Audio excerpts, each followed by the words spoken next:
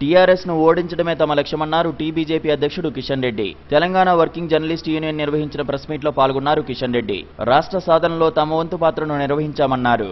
యువత మార్పు కోరుకుంటున్నారన్నారు ఆయన.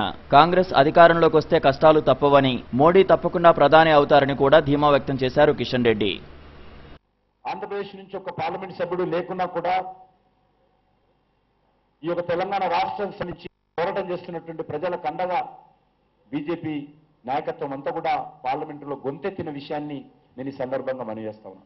ఈ వచ్చిన తెలంగాణ ఎవరి నేతృత్వంలో ముందుకెళ్లగలుగుతుంది, ఈ వచ్చిన తెలంగాణ ఎవరి నేతృత్వంలో అభివృద్ధి జరుగుతుంది, ఎవరి నాయకత్వం అయితే చిత్తశుద్ధితో ప్రయత్నం చేస్తుందనేటువంటి విషయమో ఈరోజు మరింత చర్చ జరగాలని నేను కోరుకుంటున్నాను. ప్రజలు కూడా అదే భావనతో ఉన్నారు.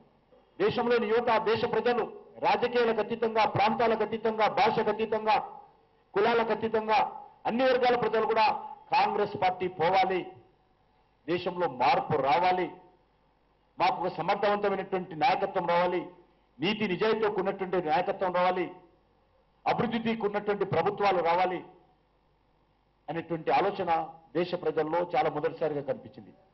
మొట్టమొదటిగా వచ్చేటువంటి పేరు, ఈ దేశానికి ఎవరు ప్రధానమంత్రి కావాలంటే ఏ రకమైనటువంటి అరమరికలు లేకుండా వచ్చేటువంటి పేరు నరేంద్ర మోడీ. నరేంద్ర మోడీ దేశానికి ప్రధానమంత్రి కావాలని 70% సుమారు 70% ప్రజలు ఈరోజు ముక్త కంఠంతో నరేంద్ర మోడీని ప్రధానమంత్రి చేయడం కోసం ఆలోచిస్తున్నారు.